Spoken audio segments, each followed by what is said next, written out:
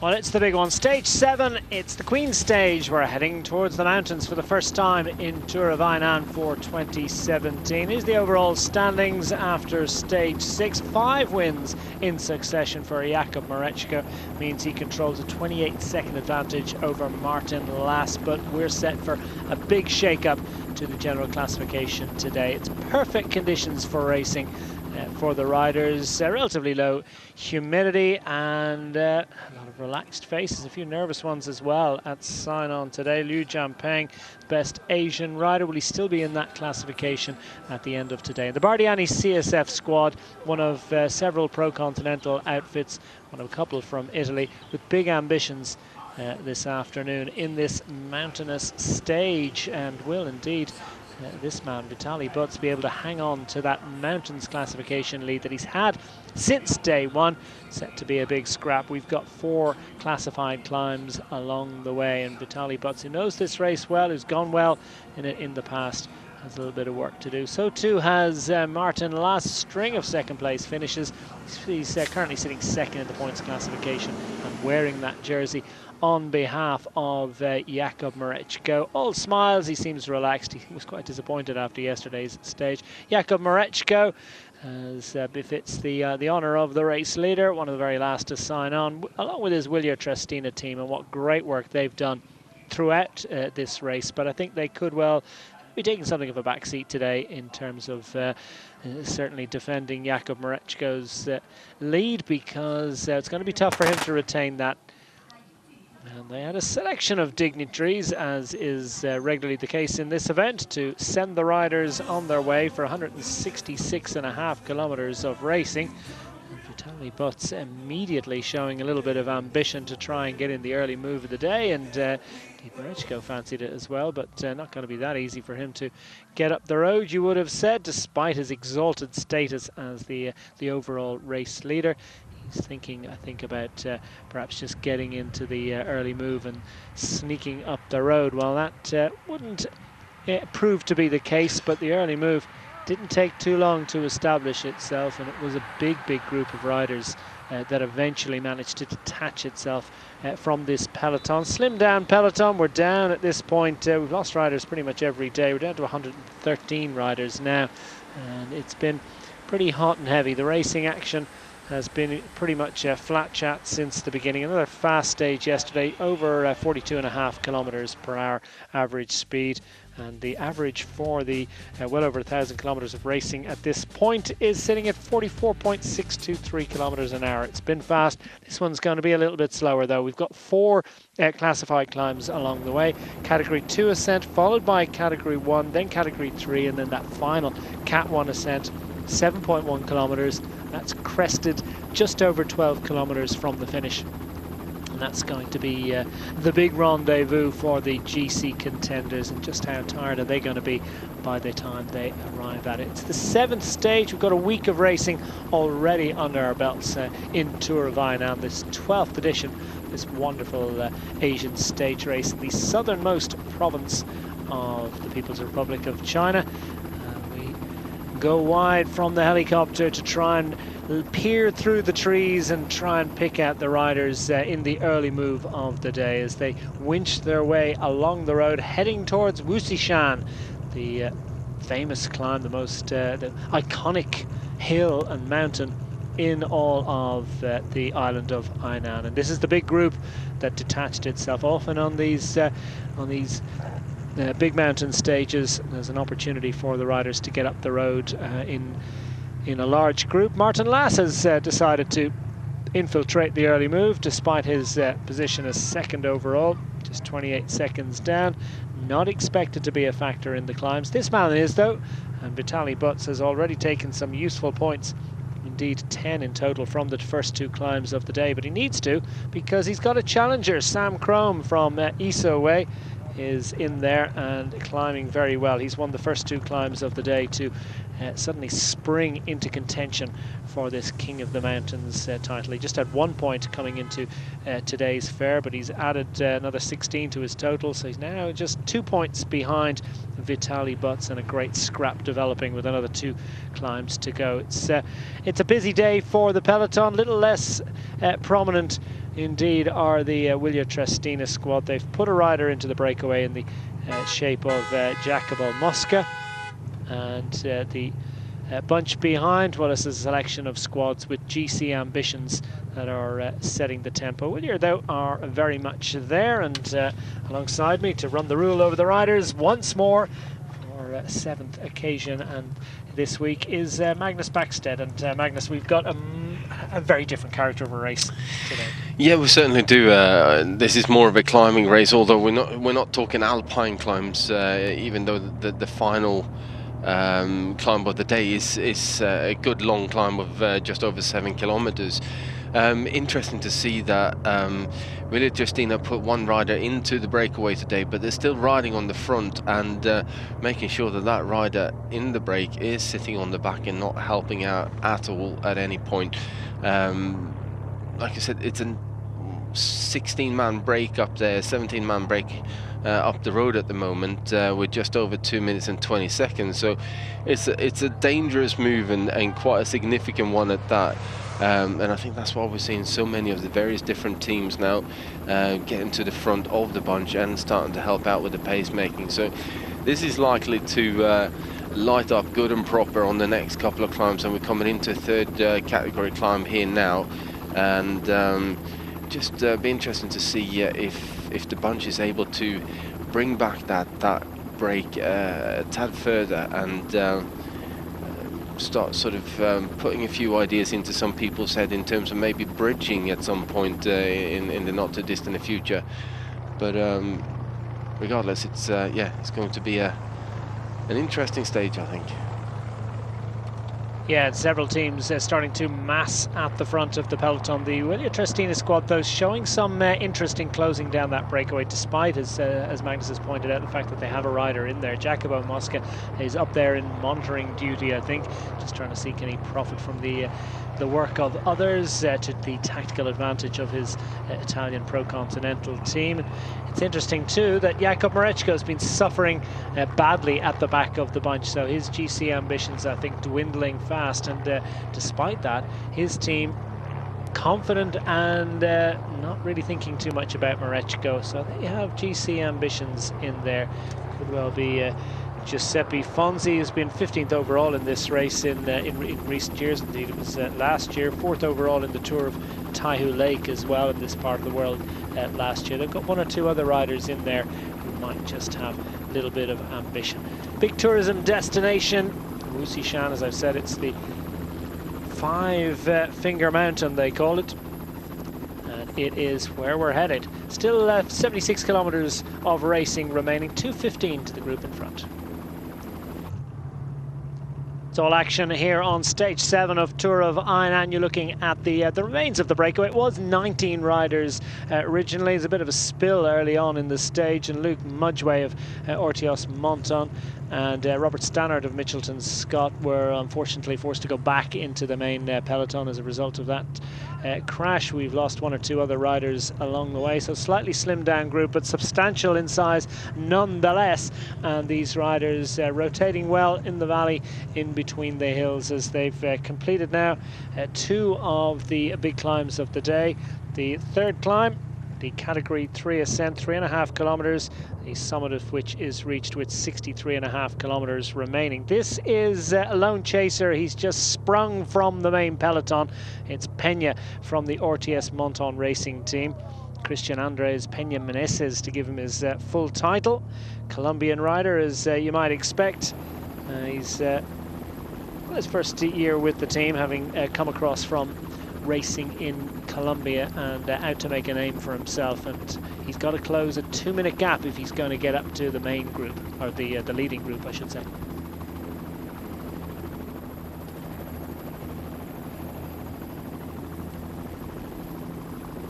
So Peña vaulting clear of somewhat slimmed down peloton. That's the main peloton behind, with the long crocodile of the cars behind, and riders trying to make their way back in.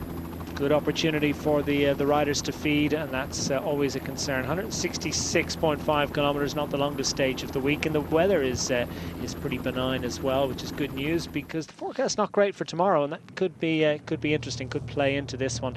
traditionally, any stage that includes a climb of Wusishan Mountain has pretty much dictated the overall honours in this race. So certainly this is the big rendezvous for the GC honours. But should the weather conditions be difficult tomorrow, well, it's a grippy stage, one of those long, hard road stages that often ends in a group sprint, but probably not quite as big a group as it might have been otherwise. So there's still a couple of banana skins to come, so they've got to make sure that they keep well fed and well nourished ahead of the battles to come. Still 2 days of racing beyond this stage, and so far, well, the bunch compact, large in size, within touching distance of the leaders, but there are going to be a lot of legs hurting in there.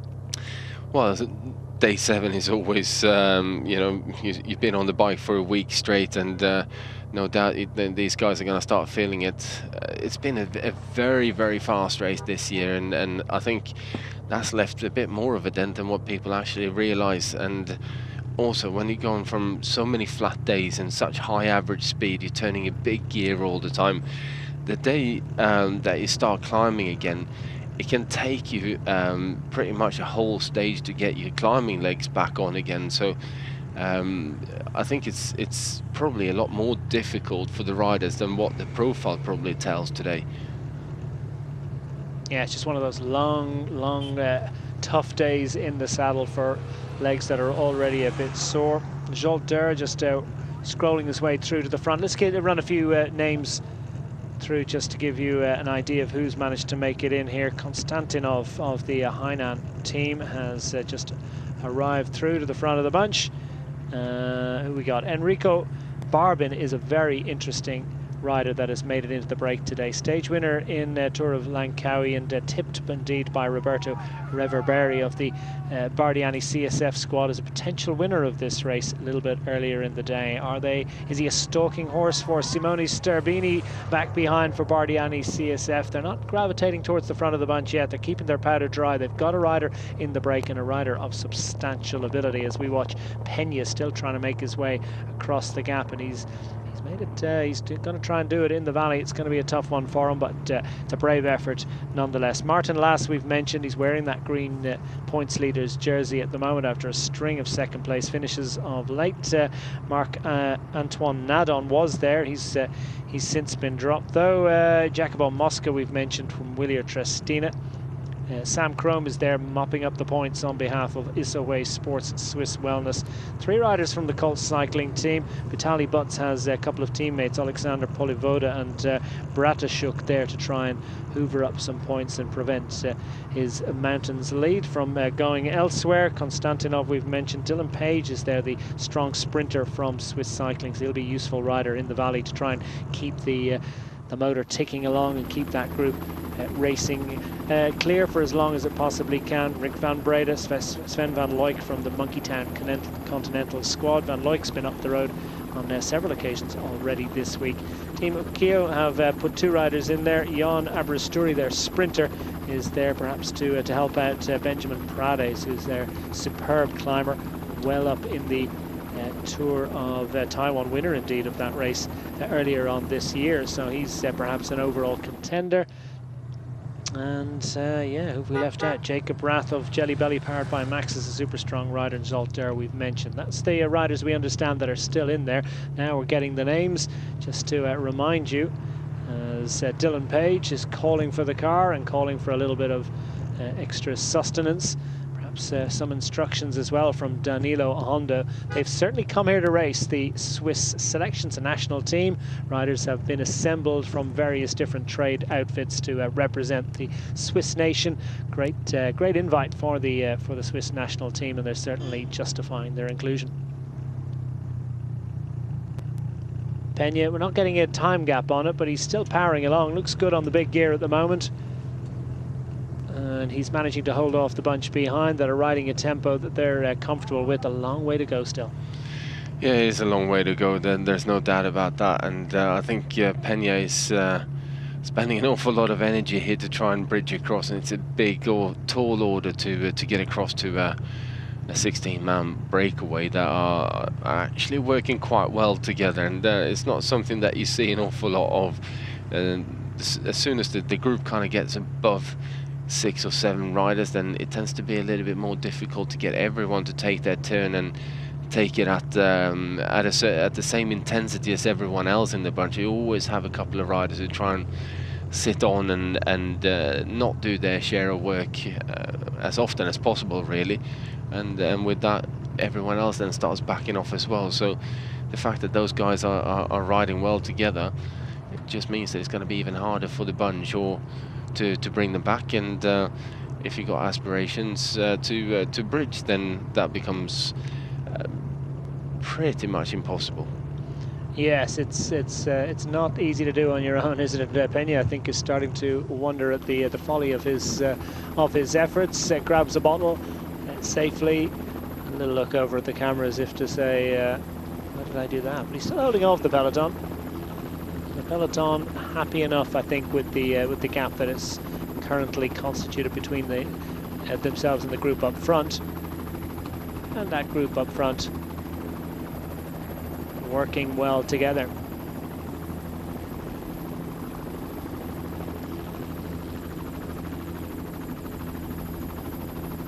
Time to grab a bottle or two as the riders through the feed station, with still over 72 kilometers of racing and 2 big hills to negotiate. The second of those 2 remaining hills is the 4th and final hill of the day, and that is the Category 1 ascent of the Wusishan, and that is the big rendezvous for the GC contenders. It traditionally splits the group up. Last year on this climb, the group of 3 eventually went to the line, including the overall race leader, Alexei Lutsenko. The group up front working well, as we've said. No lack of contribution. Here's the man we mentioned a little earlier, Enrico Barbin, stage win in Tour of Langkawi earlier on this year. The diminutive Italian climber has the ability to produce a stage victory, and he's sitting handily placed, 57 seconds back on overall general classification heading into today's stage. But the large clump of riders who were safely in the bunch each day, they're sitting at 57. Those that haven't taken in any bonus seconds and haven't been dropped on what's been a string of bunch finishes already. So there's a large group of riders at 57. So Enrico Barbin is certainly in good shape, whereas this man Christian Peña, well, he's probably not in great shape at the moment. He's going well, though, and he's also another rider handily placed at 57 seconds.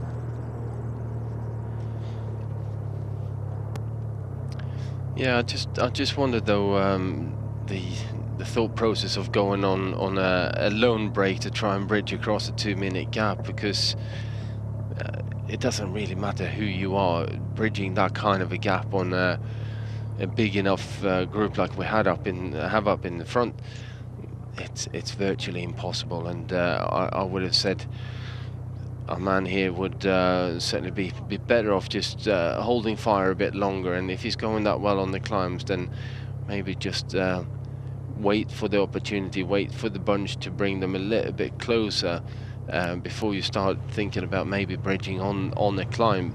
If you're going to do it on the flat, then I don't even think it doesn't really matter whether you're Fabian Cancellara or anyone else. That's a very tall order to get across to. But on the climb, a minute and a half is certainly possible if the climb is long enough. So I would have held fire a bit and waited for a better opportunity. Yeah, maybe he's out to make a name for himself. He's just arrived at the team at the beginning of September, and they've raced him a fair bit now. He's had quite a bit of UCI racing since then, 25 days of racing in his first visit at this level.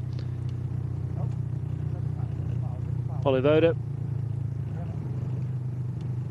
is one of a couple of Colts riders in there, 3 in total indeed. Bradashuk is there as well to assist Vitaly Butz, and Butz in the middle of the line in that mountain, the red polka dot jersey, just scrolling through there, is the leader of the King of the Mountains classification, and a rider who's gone well overall in this race in the past as well, so don't rule out perhaps an attack for glory later on. And the fact that all these riders are sharing the workload, it's going to be a tough day out for them, but enough of them will be able to retain some strength to challenge later on. So it is a little bit of a headache for the peloton. It's not as if there are just 3 riders up there sharing the workload and burning up matches all afternoon. There's enough cooperation in here. There have been a couple of skirmishes, of course, for the first two mountain climbs of the day. The first one came with, well, fully 135 kilometres to go, so not too far after the start. Sam Crome, as I've mentioned, took the victory on that occasion. And indeed, he was first over the top of the second climb of the day, the 23-year-old Australian with the Isoway Sports Swiss Wellness Team. Took a stage victory in the Tour of Japan in 2016, and a string of strong results this year as well, including a stage in the New Zealand Cycle Classic earlier on in the year. Peña now, as the road starts to rise, looks like there's another counter-attacker coming up from behind. That could be good news for him.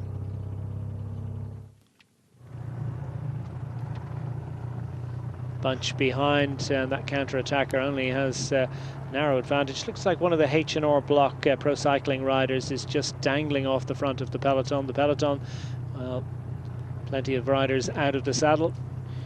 I want to say that looks like a man from the previous 2 days, Alexis Cartier, that's going up the road there. Well, brave effort. He has been relentless in his efforts to race clear of the peloton, and there are one or two other riders in there. Looks like Vorarlberg, yeah, they were very prominent at the front of the peloton not so long ago, perhaps trying to set up a counter-attack.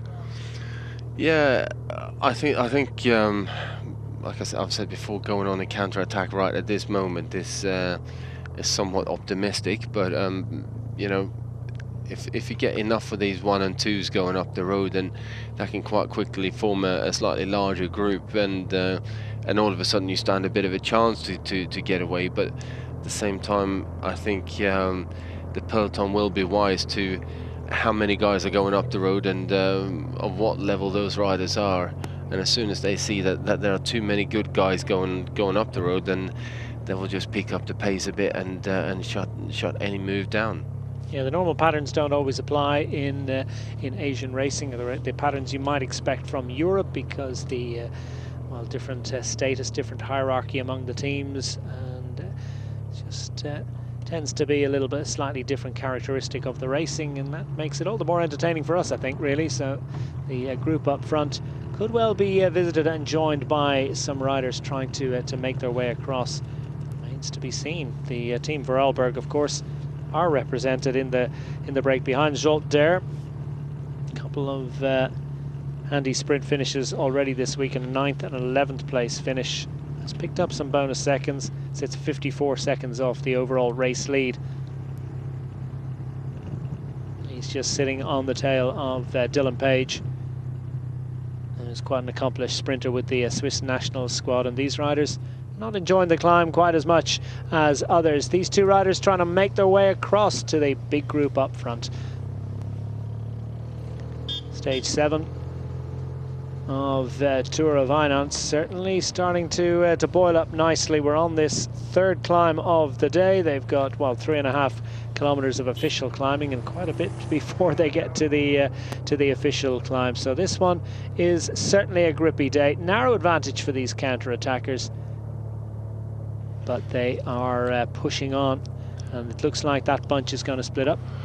Well, the bunch has certainly reacted to these two guys going up the road, and like we said, there was a bit too many riders actually going on the attack. Although, yeah, it's a bit of a gap opening up there. Yeah, riders coming over in 3s and 4s. So plenty of ambition in there. Everyone wants to get up the road. It's boiling up nicely here on stage 7. The big breakaway group still compact, still keeping this one together. They're managing to control it, but as I say that, there is a rider from the Colts squad. They've got 3 riders into this big breakaway group, and they've decided to send one of them. It's Bratashuk, has decided to venture forth. Meanwhile, venturing forth from the main peloton and dangling off the front by just a handful of seconds is Christian Peña. It looked like a counter-attacking group of 5 or 6 were going to make it over to Peña, but he's continuing to climb well, and that group have been retained by the vast bulk of the peloton, those at least that are still in there, because, well, this group, This peloton is leaking riders out the back and the front, and the characters. Marechko's still in there, so brave effort by the yellow jersey to still make it into this group. If he survives through the top of this climb, he may well look with ambition towards that final climb of the day, although that's altogether a tougher proposition. But brave effort so far by Jakub Marechko, who's been suffering so far in the mountains, but is still very, very much in contention and still controlling that overall race lead. The William Trestina team have a couple of options. Just Marechko for the overall, or indeed for stage honours. Let's see what's happening and what's happened already today with Sam Crome on stunning form. Has already taken the first 2 classified climbs of the day, and who's to say he's not going to take a third the way things are going so far. Sam Crome, the 23-year-old Australian.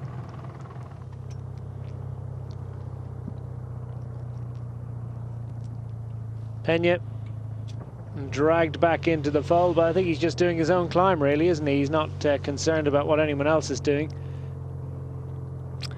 No, definitely not, I'd say. But if he was concerned about what anyone else was doing, he would have had a look around and realised that the bunch is not actually letting him go anywhere. So he's spending an awful lot of energy just riding ever so slightly off the front of the peloton.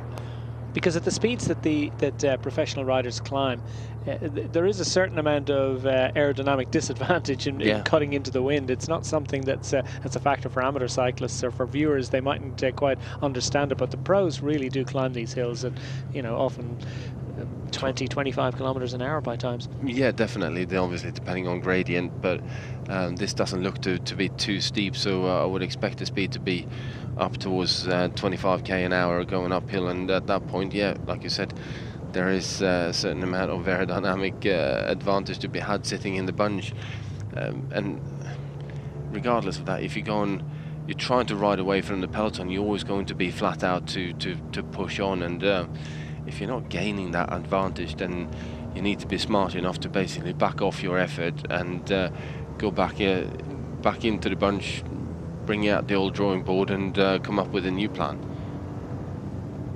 Well, new plans being displayed out on the road. Vorarlberg are certainly up for this one, aren't they? And as they continue to push on to try and the Ukeo squad as well, indeed. It's the Ukeo squad on the front here. Over the climb once more. Pena just clear of the bunch. There won't be any points on offer there. Crome, I think, has quite possibly gone back into the lead of this competition. Quite useful for the Colt cycling team to put Bradashuk up the road, just to pinch the top points. 5 points on offer there, so 3 I think for Crome, so not entirely sure where Vitaly Butz is. So we'll wait for full confirmation of the standings at the top of the third and penultimate climb of the day, because the King of the Mountains competitions kept us entertained all week. Just a handful of riders who've been scoring in it to this point, and it continues to be the case, really. But Sam Crome has really put himself into contention for that. It's a sidebar issue, really, isn't it? But it is nonetheless fascinating, though we're interested as well to find out who's going to win the stage, and more particularly who's going to be in the yellow jersey at the conclusion of today's fair. As the main bunch behind, well, they're arguing amongst themselves over who should be taking it up, where the attacks are going to come from. That main bunch still large in number. The gap between themselves and the group up front narrowing, but it would be nice to know exactly what it is. That's the penultimate climb of the day, with just over 61.5 kilometers remaining. I will remind you that the final climb is 7.1 kilometers in length, and that's crested with just over 12 kilometers remaining. So when we get to around about 20k to go, the road will start to rise. This looks like we're picking up, yep, it's Vitaly Butz getting up to take some handy points. Did they manage to get back to Bradashuk? So was that Crome taking the 5, or did he take the 3? We wait with interest to find out exactly what the situation is, because if that was the 5 points for Sam Crome, then he's level on points now with Vitaly Butz at the top. And there you have it. There's confirmation. Crome from Butz, Polivoda and Prades were your point scores. So by my calculations, never all that reliable, but I believe that Sam Crome is level on points at the top now with long-time leader of this King of the Mountains competition, Vitaly Butz. Still 61 kilometres remaining, and much for the Colts team to press on. They've got the numbers in here, and they have to take responsibility, and I don't think too many riders are shirking here, are they? At the back of the bunch, it's an altogether different proposition. Many of the riders starting to feel the pinch a little bit. Here's Hang Shi of the Giant cycling team. Still in there, but just dangling off the back. Yeah, it didn't really look like he was enjoying that descent, to be fair. No, the descents are a little bit interesting. Those gullies to the left and the right can be a little bit treacherous. Those trenches, a little bit dangerous looking, but no harm for the riders. Great visibility today. Perfect surface conditions underneath their wheels, albeit a little bit of dust and leaves around the place that will grab the attention.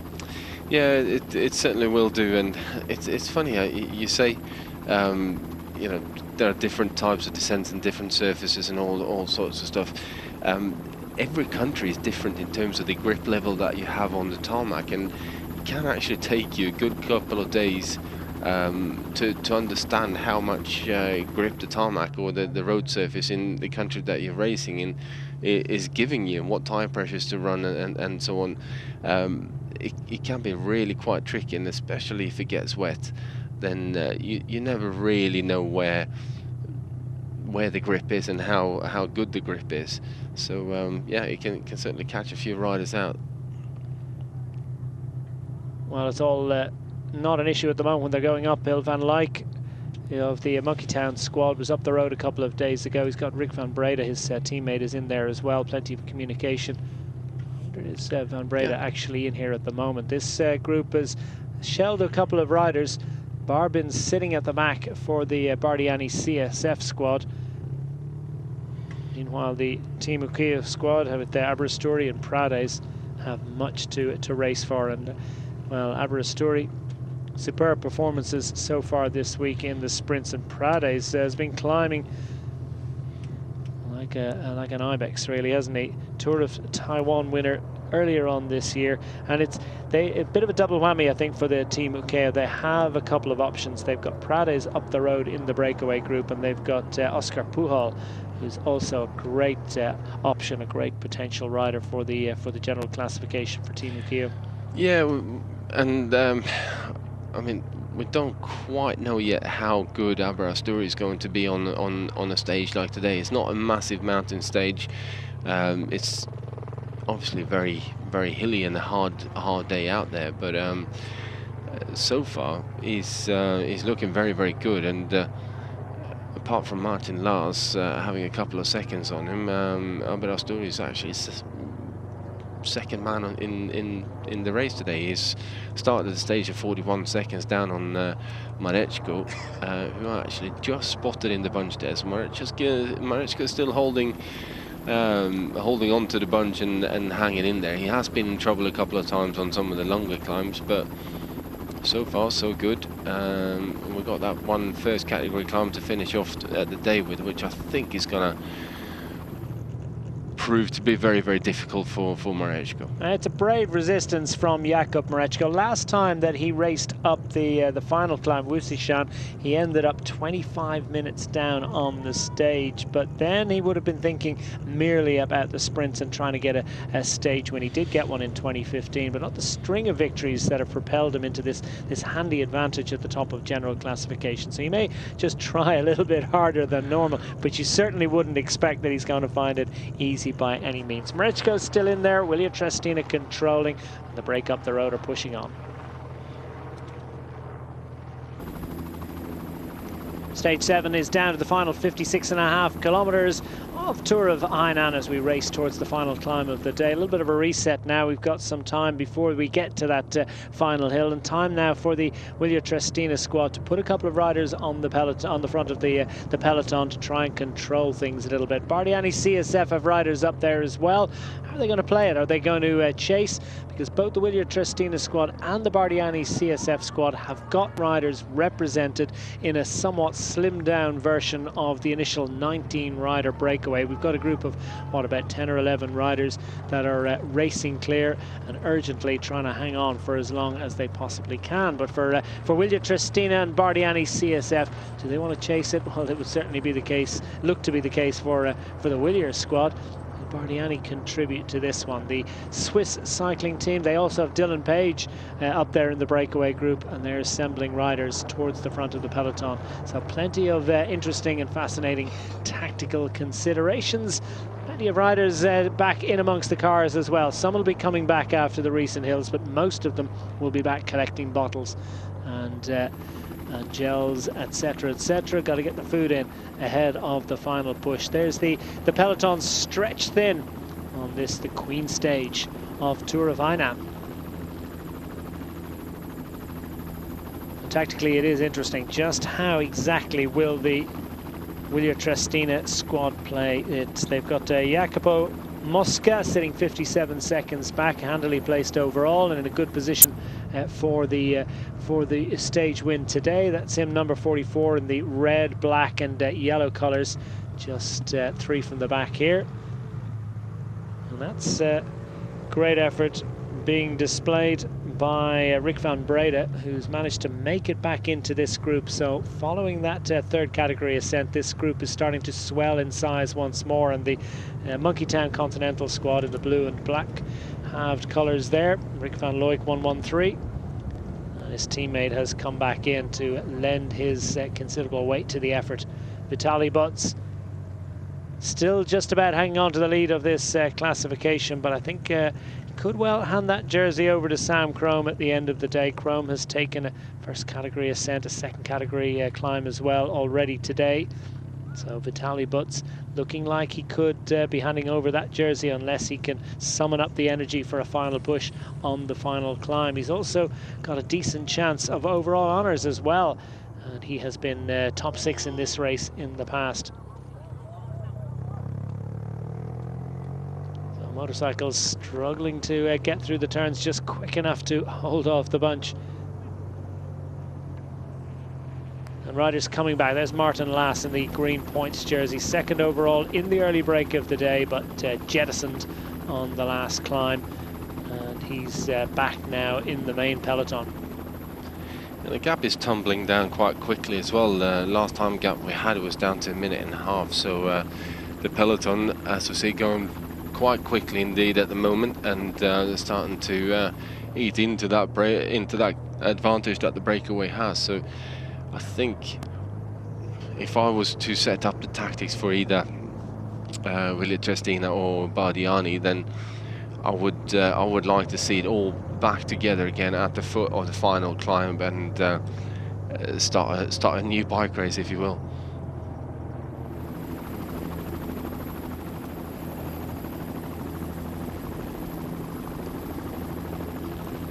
3 hours of racing in their legs, and the big bunch continuing to race along at barely contained speeds on the roads of Hainan. We're down to the south part of the island in the mountains, racing towards the Wusishan climb, the famous climb. Racing from Sanya, the start at Sanya today, which was yesterday's stage finish. That's been the characteristic of this race, and it'll be a source of great relief to a lot of the riders that they pretty much have started where they finished the previous day. So no big transfers for them between stages, and that'll add to their enjoyment of this event. Yeah, it certainly will do, and also for the staff not having to log around too much equipment. So logistically, it's much easier when you start and finish in the same town all the time.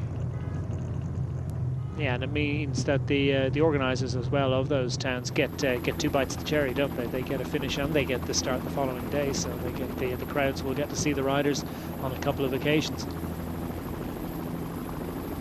And that fascinating topography. The river just working its way between those terraced fields.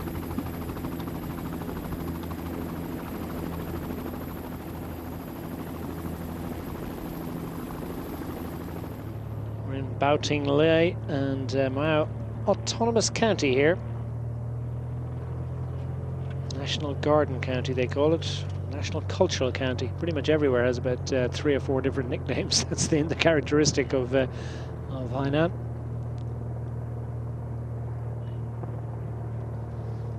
And Wusishan itself. Well, the mountain gives its name to the city that they finish in today. Formerly the capital city of Hainan.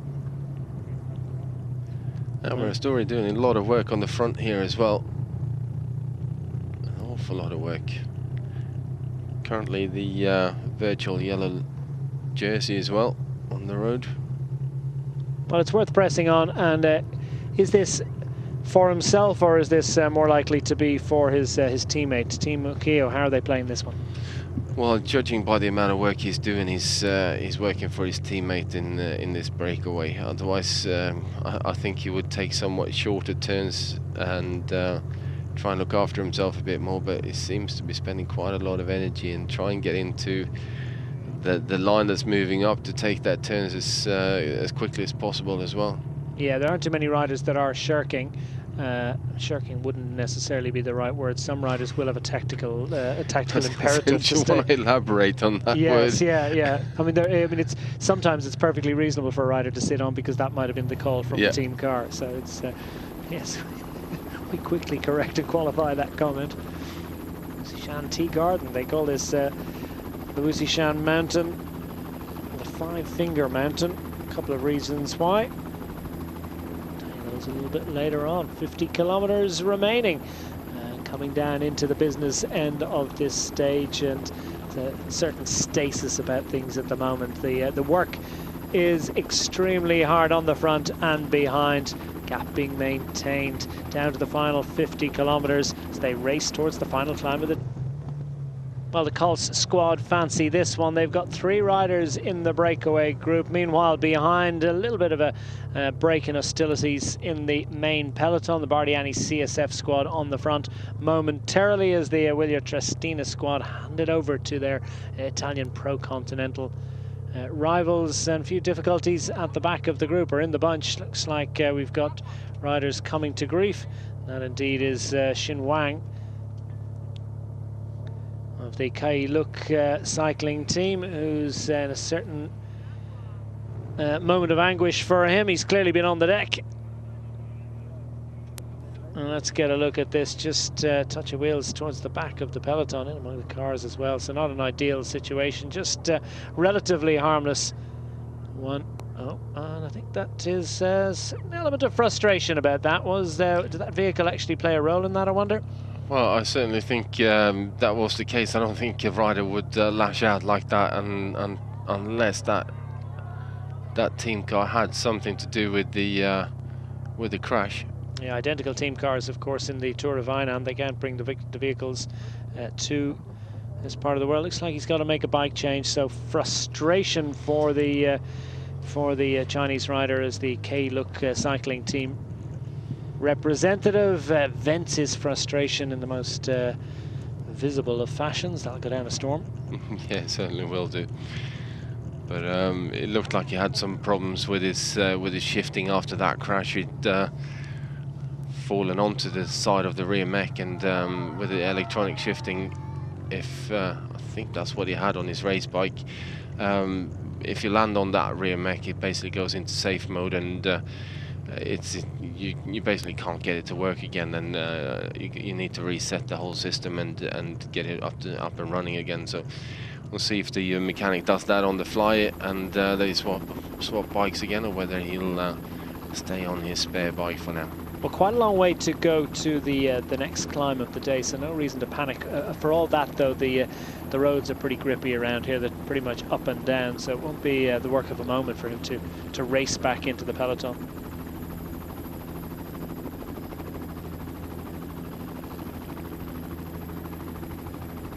Managing water, the issue throughout the universe. Down this part of the world, not the most difficult, but that's some impressive infrastructure. Winding nature of the roads telling you just how difficult the topography is for the riders today. That tells you just why it's going to be a little bit difficult for Wang to make it back into the bunch after his bike change. The spill. There's an update, 1 minute 55 seconds, so controlling this one. The Willier Trestina squad back on the front again, as they've been pretty much all week, and it has been a really, really tough slog for them. But I'll tell you what, they have enjoyed every minute of it, because 5 stage wins and a second place finish, the only minor blemish on what's been an almost perfect card of racing. I wonder, could they do it again? Could our yellow jersey Jakub Mareczko possibly survive on the final climb of the day? It'd be a brave effort, but don't rule it out just yet. Meanwhile, up front, Dylan Page, well, he's a handy sprinter too, and he's in that breakaway group, giving himself a fighting chance.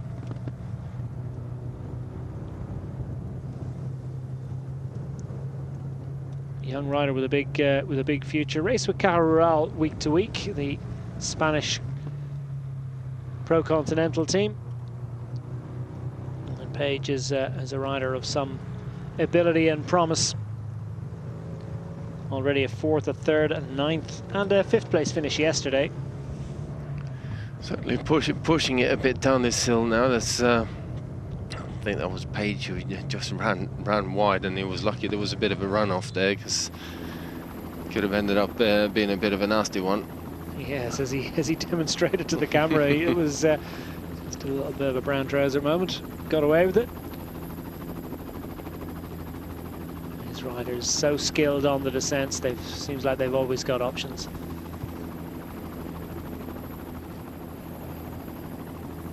Bunch behind, has it swelled in size as riders have come back in after the previous climb, crocodiling their way down this descent. Tough for riders to make their way to the front in these positions. Not that too many of them want to, and indeed not that Willier Trestina seem too bothered. They've got 2 riders on the front, setting a tempo that is keeping that group up front entirely honest indeed. 2 minutes and 5 seconds, a little bit of an extension to their advantage of late, and of course the winding, twisting nature of the roads will have aided the breakaway group in that respect. Yeah, it's a bit easier to just keep the lines and going through the corners, but in saying that, the front guys in the bunch have got exactly the same options and opportunities as the guys in the break. But I'd say the breakaway usually tend to run on a slightly higher risk level than the guys chasing. Certainly at this stage of the race, I think the break would be happier to take a few more risks than the guys in the bunch. Vitaly Butts makes his way through to the front of the line. Still beautiful descent this. Yeah, it's pretty roads, isn't it? Yeah, and it's a nice winding, twisting nature. Yeah. Not too many braking zones. I was going to say, I do enjoy these kind of descents where you don't actually have to think about braking at any point, and it's just about hitting the right apex all the time. Because it's physically demanding, isn't it? When you've just come up over the climbs, and then you know, the descents when they're with aching limbs and sore necks, and the hands are not feeling too strong either. It can often be just as demanding. So another piece of local wildlife just making its way across the road. I would say it's probably more demanding physically. Actually, when you're starting to push it down the hill, you're always kicking out of every corner. You're accelerating as hard as you can to spend as much time as possible at the speedway. You're not pedaling, so although you get in some short respites in between that. Every time the road turns a bit sharper, you tend to be out of the saddle and just doing basically max kicks out of every corner. So it's a bit of an interval session that you end up doing on the way down the mountain, and yeah, it might not be too bad for the front sort of 10 riders, but by the time you get them back to as we see, the bunch is just finishing there now. Effectively 2 or 3 turns down on the front man in the bunch. Those guys down the back that are having to work extremely hard to keep the wheel in front of them, and at that point as well, there are certain riders who are not quite as confident and comfortable with cornering speed, but have got the kick out of the corners, and that tends to really hurt you an awful lot. If you're not feeling the best, and obviously being down the back of the bunch, you struggled a bit on the climb, to be fair. At that point, if you're not feeling great and you've got someone who's actually feeling good but haven't got the technique, they tend to put you into even bigger trouble, because you're coming into the corner wanting to take the corner at a certain speed, and the guy in front of you kind of blocks your apex, and means that you can't take the corner at your speed. You're having to corner at his speed, and it's just horrendous being down the back there. Yeah, soul destroying stuff. And then of course it's tough to get past, it's tough to make your way up, it's tough to get to where you feel you need to be. Yeah, because the last thing you want to do is dive bomb down the inside of a rider on a descent like this, especially if you're not really racing for honours. If this was the final descent, then I'd say, yeah, okay, you can have a go and do those kind of things. You tend to want to pause on a safe, straight bit of road and just ride past the rider in front of you if you want to move up. But if you're that kind of on the limit, the only place you can really do that is outbrake the rider in front and dive down the inside into the corner and basically cut his line off, and that's you making that move. So you don't actually see riders pass each other an awful lot on a descent like this. Most of where you are is where you stay, and unless you've got really unless you have your team up front riding, and you need to get back up there to start helping them out again, at which point, yeah, okay, you know, you just take whatever risks you need to do to get there to relieve your teammates. In your career, in the Grand Tours in particular, were the descents something that you look forward to? Were they the big opportunity? Always. And would you try and take control of the front of the bus? Always. I love descending, and I think it's coming from my downhill skiing days. Anything that's got to do with high speed, and I'm usually pretty happy. And I've never quite understood this whole idea with mountaintop finishes, because the only reason why you go up is just that you get to go down as well. Earned it, yeah. Yeah. So no, I certainly I did enjoy that, and most of the time was very good at it as well. So I could put a certain amount of pressure on riders if I got to cut loose on the descent.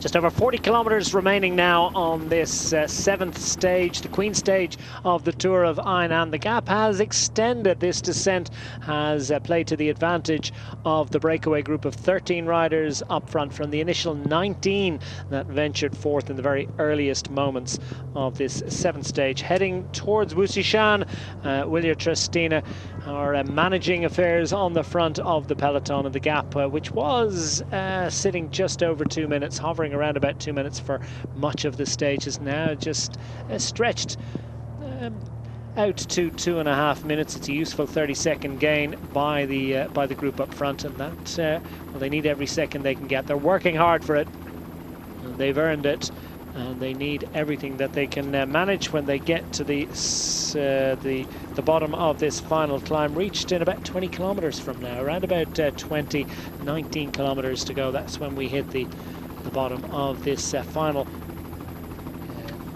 climb of the day, which is the 7.1 kilometer assault of the Wusishan. Here we have the breakaway group, large in number, with the Konstantinov just scrolling off the front. 3 riders from the Kols cycling team, Bradashuk and Polivoda, and then Vitaly Butts is easy to pick out in that polka dot jersey of the King of the Mountains which he'll hand over unless he manages to score more points than Sam Crumb on the final climb of the day. It's not beyond the bounds of possibility that they will contest it. It's gone the way of Crumb so far today. He's been climbing well, hasn't he? The man from Isoway Sports Swiss Wellness, who's just sitting about fourth in line here. We've got two jerseys here from the Ukio squad, the yellow flashes, the yellow helmets, represented by Benjamin Prades and Jan Arbristuri, who's doing manful work for his climbing leader. Arbristuri, stage winner already this week, fourth yesterday, sprinting well. Motorbike struggling to stay away from the riders. That just shows how fast they go around corners with these bikes.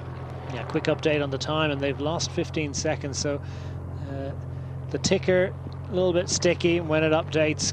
It can often be a big chunk of time change, but well, still in good shape for this breakaway group to be in control of things. 7.1 kilometers is a long climb. Exactly who's going to have strength when they hit that final climb? Yeah, that's a good question, but I'm sort of wondering what the idea is behind William Trestina doing all the work on the front again. And I just spotted one of the riders going back and getting Mareczko as well, and looking after him. So I don't know whether they still got a bit of belief that Mareczko will get over this final climb. And if that was the case, then I would probably push harder down the descents, because Mareczko is not going to find a fast descent difficult in any way, shape or form, whether it's out of pure pace or whether it's the cornering ability. As a sprinter, you're usually very happy to corner at high speeds, and you obviously don't like the climbs an awful lot. So the more time they can bring back on a descent, or the better it's going to be for Mareczko, and they could just kind of hold steady then on the flat piece of road. Well, they've hit that flat piece of road, or at least the closest thing to a flat piece of road in this part of the world. Momentary respite for some in the bunch, but I tell you what, there are riders that are suffering, as Reid McClure from the Team Novo Nordisk squad at the back of the bunch. One of these riders suffering with diabetes, an amazing pro-continental team. It's going to quite a few years now, but a lot of riders have come through their ranks, and they've produced some very strong performances so far this week. Ben Amuda has come up with a good top 10 sprint finish. Umberto Poli as well, also in the top 10 in the sprints so far this week. Reid McClure still in the main group. It's large in composition. Yeah, the Team Novo Nordisk here with quite a young team as well, so they're all here to get experience and learn about longer stage races, and also working a bit on their lead outs and set up for the sprint, which there's been plenty of opportunities for so far. But we shall see what they can do. They got Jonas Hentala, the Finnish rider, who usually goes okay uphill, and also the Manx rider Sam Brand, who rumours are that he goes all right up a climb as well. Oh, watch out for the Team Novo Nordisk riders. Those white jerseys with the blue flashing can be prominent at the back end of this stage. The black jerseys with the yellow flashing, they certainly want to be. The Team Ukio squad with Arbristuri in particular doing lots of the legwork. Van Looyk up the road a couple of days ago. He finds himself in the breakaway once more. And the blue and black of the Monkeytown Continental team, perhaps my favourite name of any squad in this race. Now we find William Trestina just roll off the front of the bunch, take a momentary respite. You can tell there's a little bit of a break in the main peloton.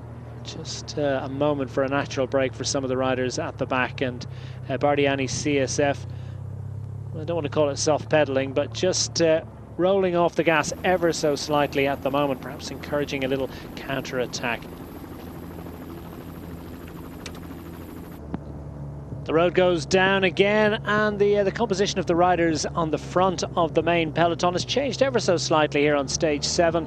of the Tour of Hainan. Team Vorarlberg putting a rider onto the front of the peloton. This little slightly sketchy right-hander into left-hander is certainly getting their attention. Bardiani CSF also have riders in there, I think, as the Willia Trestina squad have decided to take a little bit of break, or maybe they've made a tactical change. They've decided it's not really worth doing this one. The leaders up front, 13 in number, they've added another 10 seconds to their advantage, yo-yoing a little bit of late. 2.5 minutes, back to 2.25 minutes, back up to 2:25. So we pick up the front of the race with Dylan Page just moving across. The Colts squad, well, they've got Bradashuk and Polivoda. A little bit of remonstration between them because the total coordination and total cooperation is starting to diminish. We're getting later into this stage. Some legs are starting to feel a little bit sore, you can be sure, and of course the up and down nature of the topography makes it more difficult to get total cooperation between the riders as well. Drags up and descends, and see Jacob Rath there from Jelly Belly, the white jersey, towards the back of the group, getting a gel in. All these riders starting to feel the pinch a little bit. Jacob Rath is a 26-year-old from the United States. Good win in a 2.2 in this part of the world, Tour of Qingtai earlier this year. 5th in the Philadelphia International Cycling Classic, standout result from his racing in 2016. String of strong results over the years. And certainly a very impressive rider to put up the road. Winner, of course, of the Mountains classification of the Tour of Utah a little bit earlier on this year. So he's not afraid of going up a hill, getting in the early break. Interesting now that Willia Trestina have stopped riding on the front, and Tim Vorarlberg has come up to start taking over proceedings and doing the pacemaking on the front of the bunch.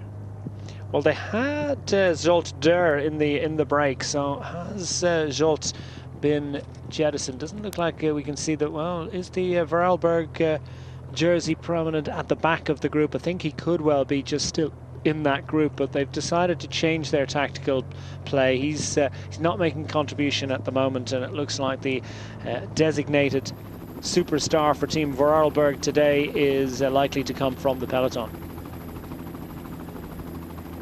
Still about 12, maybe 13 kilometers to the foot of the final hill, so plenty of opportunity to shave a few seconds off that advantage of 2 minutes and 25 seconds.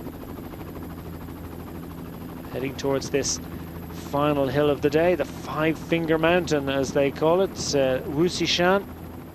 Various reasons or various suggestions as to why it has that name. One legend has it that the 5 mountain peaks in this region are the fossilized fingers of a dead Li clan chief. The tale is the 5 peaks are dedicated to the 5 most powerful Li gods. Power is exactly what you're going to need to get over the biggest and most prominent of the climbs in the region. Wusishan looms in the distance. Riders, if they glance to the right, will see what awaits them. I think few will be brave enough to do that.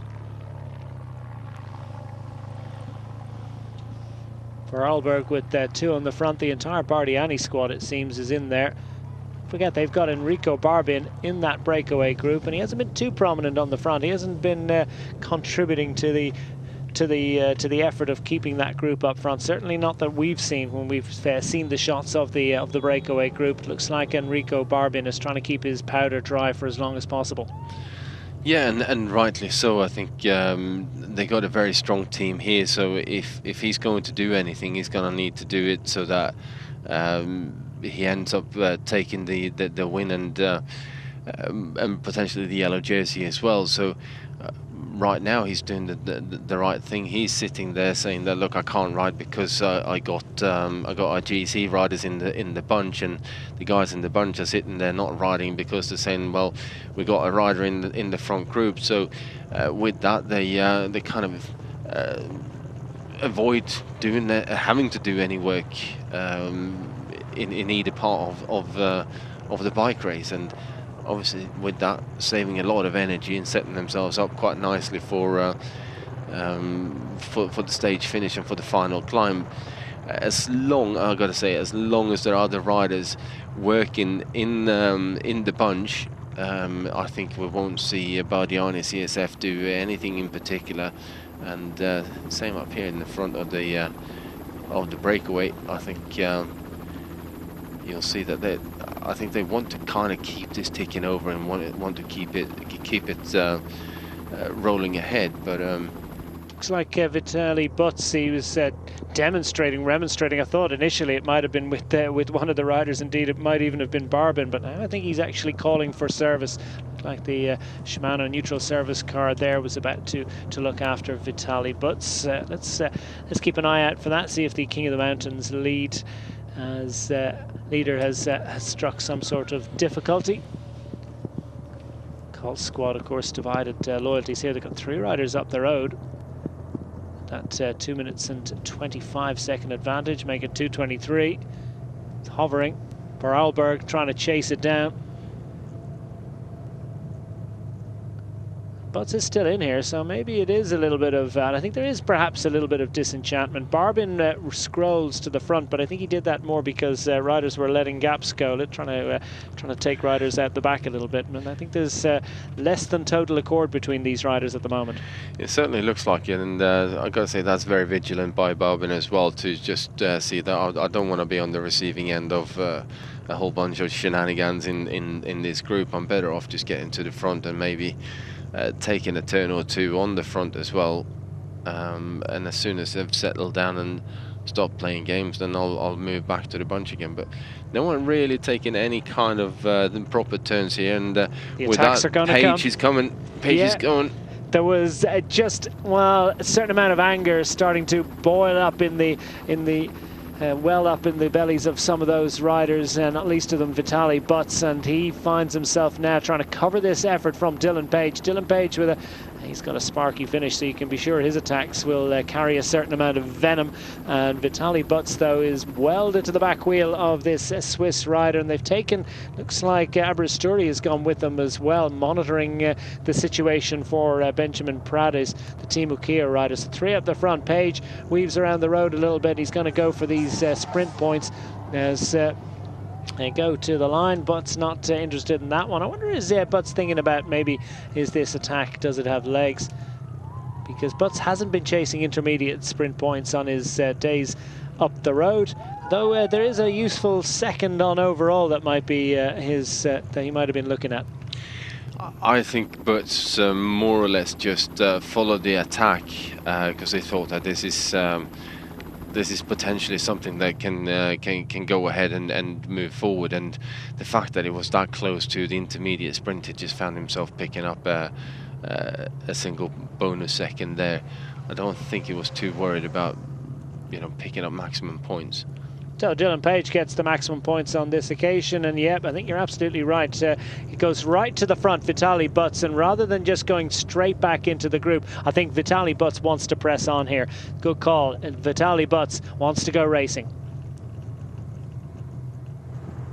Team Vorarlberg have put 3 on the front, the Bardiani CSF squad of a rider in the breakaway group, but I think they're minded to try and close this one down as well. The gap has been static for quite a while, 2 minutes and 25 seconds. The Swiss team lining up behind have Dylan Page up the road. All of these riders have had representatives in the break, although Vorarlberg's Jolt Der hasn't been prominent of late, but Barbin and Page of Bardiani CSF and the Swiss national squad are in that breakaway group up front, and the Willier Trestina squad taking a little bit of a rest after doing loads of chasing, well, pretty much all the chasing throughout the week to this point, and much of the chasing on today's stage, just trying to recoup resources a little bit perhaps, and just recover as best they can. Then they'll make the play again. 25.1 kilometers remaining, heading towards the foot of that final mountain, and that is where the big push will come from those that climb with facility. We're already hitting the rollers that come ahead of this as the bunch, the breakaway group has been put back together again. Vitaly Butz, I did think he wanted to press on a little bit, but the other riders in the breakaway group alive to the danger. So they put it back together again, and Butz is continuing to press on. And when you think about Butz, is he racing for stage honours? Is he trying to protect a teammate here and defend for him? Paige Aberasturi and Vitaly Butz is the confirmation of the second sprint of the day, so some useful points towards the points competition. And, yeah, what's the play here for Team Coles? Well, I think the play is just riding and making sure that they got a rider in the front group all the time. All the riders that are up here are basically very well placed on general classification.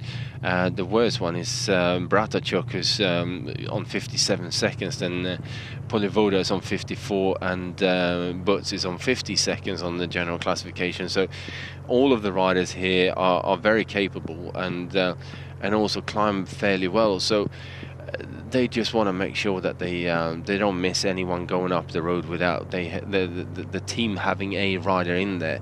Who that is, I don't think they're too worried about, whether it's Butz or any of the other two.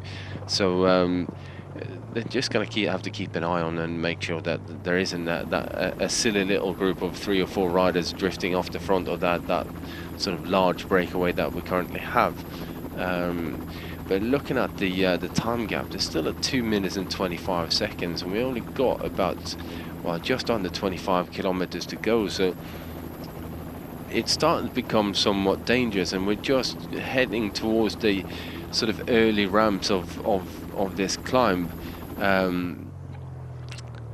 If the guys out front are still fairly fresh, I think it could be quite difficult actually to bring that 2.5 minutes back on this particular climb. And then of course by the time we get to the summit of it, it's a 10-kilometer descent into the finish line. So you need to more or less have brought back the breakaway by the time you get to the top of the mountain. Otherwise you're going to have to take all sorts of risks and really push hard on the descent, which is reasonably technical, fast and flowing, but still reasonably technical. And with that, it's a bit more of a risk for the riders in the bunch. Riders out of the saddle in the main peloton. The gradient starts to grip ever so slightly. Jakub Mareczko looked comfortable as he powered up that little big ring drag. Lack of comfort in that leading group at the moment, though, because just a complete lack of cooperation between them. And Coles have decided to send a rider up the road, as Van Looyk as well has decided that he fancies this one. Such a little enlarges about this this duo, as they're going to press on, I think. And where is the counter attack going to come from behind? I think there's going to have to be cooperation. Plenty of detritus being tossed up from the lead vehicles into the path of the following riders, and that's been a characteristic of the roads around here. Plenty of wind, just blowing the vegetation out onto the road. Down to 150. That's a factor of the stop-start nature of what the breakaway group have been up to of late. The breakaway have lost, what, 35 seconds of their lead inside the last few kilometers. They can ill afford to do that, given that the big climb is yet to come. They need to carry as much as they can into that final climb, and riders already starting to feel the pinch and be jettisoned. That was the 2 Vorarlberg riders who've been riding on the front that are coming back through the peloton and getting detached from it as well. So they've certainly done their fair share of the work now, and it's up to the rest of the team to finish the job off. Yeah, a few riders rubbing shoulders there as well in the bunch behind. Riders are on the limit, they're close to the limit, they're feeling a little bit tired. It's been a tough week of racing. Still, Vorarlberg have enough strength in depth to keep a couple of riders to the fore, and Willier is showing some interest as well in starting to close this one down. It's starting to get very, very serious indeed. If it's been anything less than that all afternoon, well, hard to say that's the case, but it's certainly ramped up in intensity. And Mareczko, he's going to give himself as much slippage room as possible. He's rarely been this close to the front of the bunch, apart from in the coming up to the sprint finishes throughout the week. Tended to hide for as long as possible. Things a little bit different though when you're coming to a climb. Yeah, they are different, and that's a sprinter or someone who isn't all that able to climb.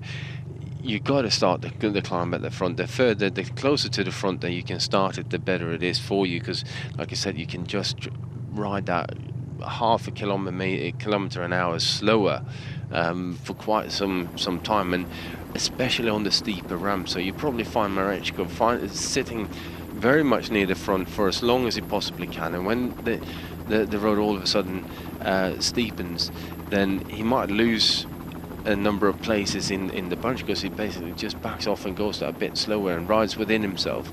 And as soon as it levels out again, he'll probably try and make it recover quickly and make a bit of an effort to get near the front to be able to do the same again. It might be that he doesn't make it all the way to the very front again, but any time that and I was always in that position as well, where I just wasn't really able to climb with the best riders in the world, apart from on a couple of occasions when I had incredible form going and just feeling $1 million on the bike, at which point I was okay on the climb as long as it didn't go over 8%. And I think that's kind of where Mareczko would be as well, that anything that's like 4 or 5% he can cope with. As soon as he kicks up over 8%, then he'll struggle with that and he'll drop back a bit, and then you try and sort of move up as soon as you can. Well, we mentioned the rubbing of shoulders a little earlier on. Looks like Chang here from the Hengchang squad has come to grief. Managed to get a bike change, did he, or just pick his computer up off the road? Either way, he's back up and into the fray. He's just trying to feel the headset to see if that bike is okay and fit for purpose at the moment. It's certainly his race bike. He's back on that and back into action. The break up front still 1.5 minutes to the good. For Mareczko as well, I suppose it's maintaining concentration and keeping heart, keeping morale when riders are coming past you on the climb, and not letting the focus go. Yeah, and that comes down to experience and knowing yourself, knowing your body, and sort of believing that this is the right way forward. This is the way I'm gonna ride this climb, and it's the best chance that I have to stay with the front group over the top of this climb.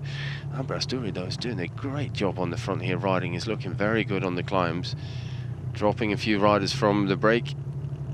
Yeah, Barbin, who has played the tactical card on behalf of the Bardiani CSF squads, doing a bit of stem watching there, and he needs to try and close that gap. Few bike lengths between himself and the riders in front. So the sign's a bit ominous for the Bardiani CSF squad, but they do have some considerable strength in depth behind, not least Siboni Sterbini. Time gap is dropping very, very quickly now as well, though, or has been over the last few kilometers, down to 1:15 now, even though the breakaway looks like it's working fairly well together, and the pace is actually pretty good on the climb, but clearly the bunch are going that bit quicker.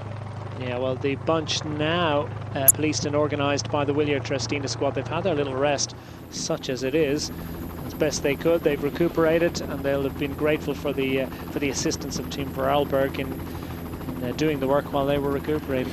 Yeah, of course they would have been very grateful for that. But if you're looking at how they're riding this as well, I think Willier Trestina right now would do well in sort of putting the pace up and keeping the pace really high when they're in the position where Mareczko is feeling somewhat okay, and then as soon as it gets a bit steeper, then try and back it off, try and sort of keep control. But Mareczko now going through the bunch and is almost down at the very back end of it. Well, there you go. He really needed to be up the front right about now, because the hill is only really beginning now. And that's for the front leaders. Remember, there's a minute back to this group, so they haven't, got into the hill proper. I mean, Mareczko would probably beg to differ. He'd probably say, well, this is definitely a climb, but sign's not good for Mareczko. No, they're not particularly good, but at the same time, this climb doesn't go up in a steady gradient. It sort of kicks up and it flattens out, and it kicks up and it flattens out. And as long as Mareczko can keep his head screwed on, then he's got the possibility of moving up every time. And we've just seen a bit of a flat section there where they've just been, and then it ramps up. But he's now back to the team car, having a chat, and just trying to see whether, picking up a last bottle. Although the bar should have closed about 2 kilometers ago, or 1.2 at least. Well, he's taking bottles on. That's not really his job, you would have said. A little bit of a shake of the head suggests the body language is not really all that positive. But if he's picking up bottles, it must mean that he's feeling reasonably good. Unless it's just picking up it to have something for the last 20 Ks when he's having a nice, easy ride back in. No, he's definitely getting enough bottles to take up to the team as well, so he's clearly feeling good enough, and not too worried about the gradient. Because does that suggest he's collecting bottles for other riders that they might actually be looking towards? Just collecting bottles for the team, really. And he might not feel 100% and might not be 100% sure whether he's going to make it up over that climb, but to actually get these bottles and be able to get to the front, it means that he must be feeling fairly good anyway. Well, Jakub Mareczko will be absolutely delighted to do something for the team after all the fantastic work that they've done for him throughout the week. 5 stage victories, and he's just giving a little bit back. Yeah, no doubt. Getting the instructions, and there'll be plenty of conversation in there.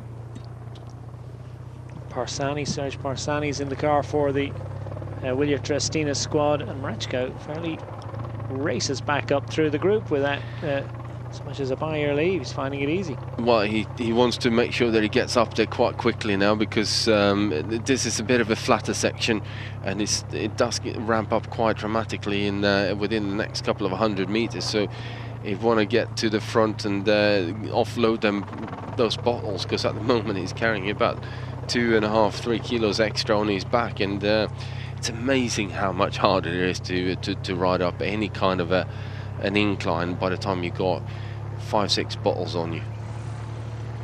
Igor Jupa just dropped back as well, just to try and assist Mareczko back up through the group, but Willier Trestina on the front in numbers. Come Marseille Provence starting to put riders, and this is a bit of a change. The Mitchelton Scott squad, they've got Jai Hindley, who's absolute star in the making, hasn't he? He's got a 3-year contract coming up with Team Sunweb. Now, though, he has to complete his career with the Mitchelton Scott squad, and who would bet against him coming up with the glorious success as they've put a rider onto the front, and all indeed as well have the Vorarlberg squad continuing to also put numbers in there. Here goes Prades. Well, there you go. We expected that Benjamin Prades, having been set up manfully by his teammate Aberasturi, has decided to venture forth, and here comes to try and see can he piggyback this one. Sam Crome, the 23-year-old Australian, also fancies this one. He's full of fight today. Colt's trying to respond. Vitaly Butz will be left to his own devices. Enrico Barbin has recovered somewhat and feels like he's able to try and get involved in the fight. Jacopo Mosca is there for the Willier Trestina squad as well. Well, Barbin has to make this group for the sake of the Bardiani team, and also to a certain extent for the sake of the breakaway. Because if Bardiani for CSF find out down in the peloton that their rider is no longer in the front part of the breakaway, then I think we'll see a whole lineup of riders from that team starting to ride on the front, and I think that at that point this breakaway is over and done with. Dylan Page coming back from the early break as Vorarlberg continued to set the tempo on the front of the peloton. They're starting to close this one down, still sitting at 1 minute and 9 seconds, and the group up front Well, it's the select group, isn't it? Jacopo Mosca's there for the Willier Trestina squad. Enrico Barbin, we've mentioned, has managed to race across the gap. Benjamin Prada is the man who kicked it all off. The team Ukio rider, Tour of Taiwan winner already this year. That's Prada is going to the front now, just taking over from Jacopo Mosca of the Willier Trestina squad in red, black and yellow. In the black and white colours. That's the Way Sports Swiss Wellness rider, Sam Crome. Crome nearest camera here, looking at the next corner. It's Polivoda, Alexander Polivoda of the Colt cycling team, the Ukrainian squad. Barbin at the back still. Barbin, I think, is, well, he's sitting at the back, but I think he's suffering a little bit, but he's managed to make it in here. He isn't suffering. He's pretty good at pulling faces.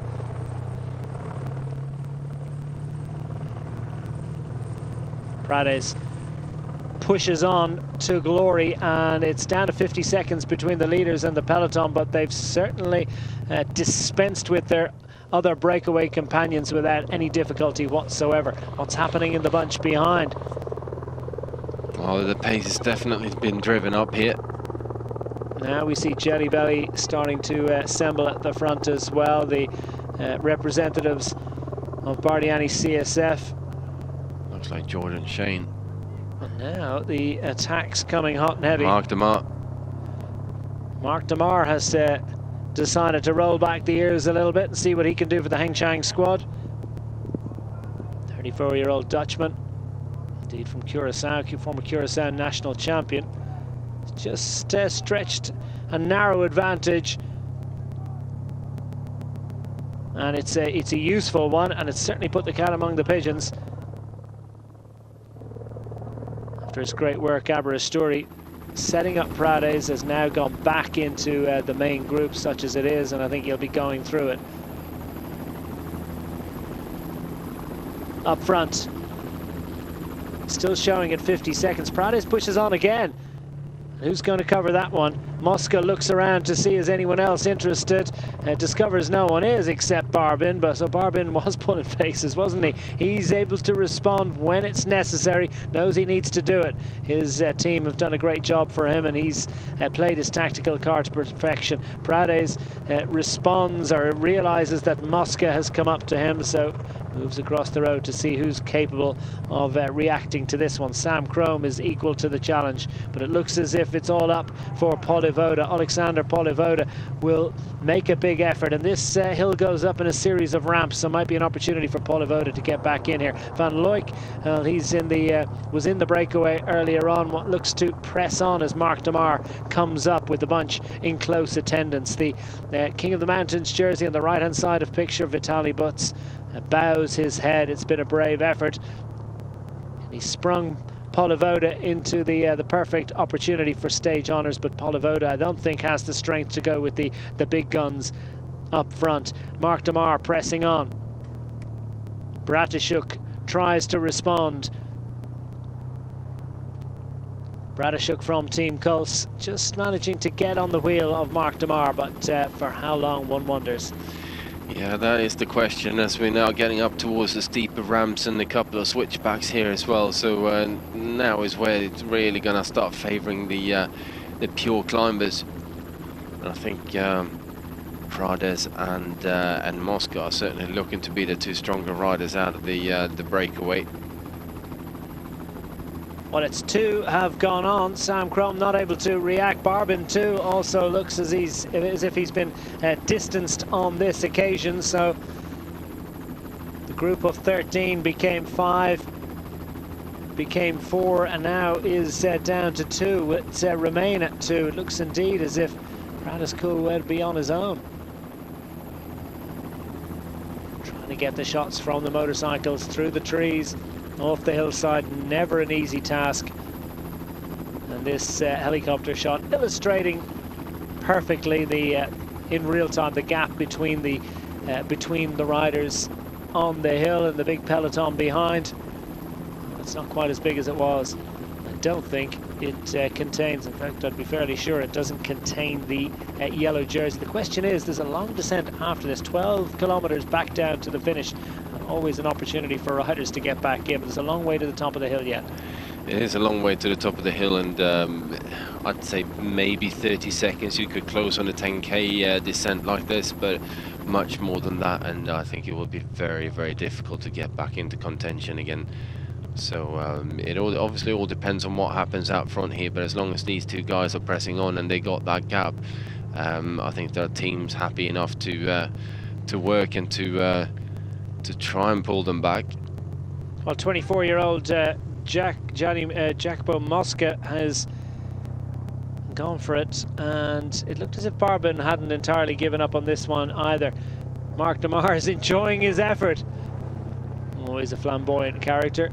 Flamboyant paint scheme on his helmet as well. Love to see personalised helmet colours, and he certainly embraced that. And Mark Demar is stretching out and pressing on for glory.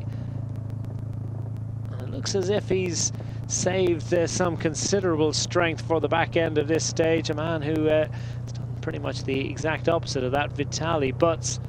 He's going to be handing over that King of the Mountains jersey. Still a couple of opportunities to snatch it back. He'd be level on points at the end of the day, always assuming that Sam Crumb doesn't take points on this hill, which is not beyond the bounds of possibility. Crumb has been distanced by several of his breakaway companions, but for all that he still remains ahead of the peloton at the moment. For Butts though, well, it's all done. Great effort from the Team Colts rider. Up front, Mosca has Prades for company, with Barbin chasing at just a handful of seconds, and as the gradient has eased here, I think there's an opportunity perhaps for Barbin to get in here. Prades will push on. Prades just 56 seconds back heading into this stage, 1 second ahead of Mosca. They don't have a lot on the group behind, so could well be just a push for stage honours. With contrasting gears. He's up onto the big ring now. Is Prades, with Mosca well onto the big chain wheel at the front. He actually is on the small ring, isn't he, Prades? Yeah, so Prades is. It's two very different climbing styles. Look at the way Mark Demar is eating up the road. He's flying up there. That's Sam Crumb from the early break. Is just not able to respond. He's left it all out on the road today. Brave effort, and it's carried him into the lead of the King of the Mountains competition. But Mark Demar is looking at stage honours, perhaps even a little bit more. The Hengchang cycling team, represented by Demar, 57 seconds back in that large group of riders at 57 starting today.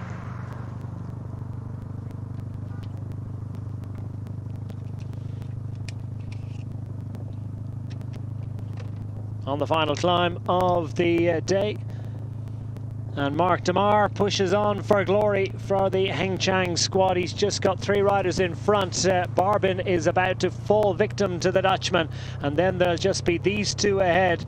Jacopo Mosca of the Willier Trestina squad in front, and Benjamin Prades, Roberto to give him his full name, is and there you have it. Mark Demar overhauls Enrico Barbin. Barbin might be able to just take the wheel of the Flying Dutchman for a little while, and that might be just what he needs to get back up to the group.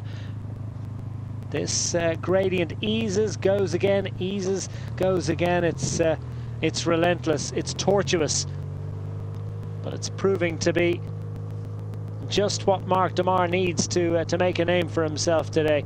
Grinding a big gear when he's up towards the top of the block, but it's a pretty big gear to get up this climb. Don't be fooled by the shots that you're getting. This gradient, well over 5% at times, and Barbin is in a world of hurt. Yeah, just the gearing, and whether you're on the big or little chainring, it comes down to how you're composed as a rider as well. What you prefer riding, and for me, for instance, the moment I dropped down on the little ring, basically I stopped. There was just no way of going forward on the little chainring. Always end up riding the big ring as long as I possibly can, and sometimes even adjust the cassette on the rear to have a slightly bigger ratio on the back, so I could stay on the big ring for that bit longer. And certainly if there was one of those climbs where we could just possibly make it over and be part of a sprint then in 10, 15, 20 Ks later on, then I would make sure that I was in a gear or had a gear on the bike that I was comfortable climbing in, that I knew I was better climbing in, to give myself the opportunity to get over the mountain.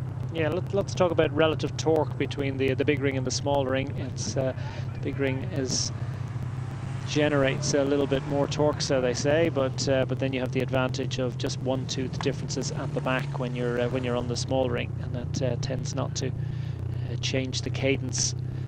Different contrast in styles between these two riders, small ring versus big ring, but it's all amounting to the same time out on the road, 4 hours and 51 seconds for these two riders, as the pain is starting to really show on their face. Prades pressing on for glory, stage honours on offer, perhaps two as well, a leap up into the lead overall, and Mark de Maar is going to make the junction. Look at that, he's within touching distance of these riders, he's charging across the gap, and it would be interesting to know what exactly is going on behind. Where is the remains of the peloton? But de Maar is on fire.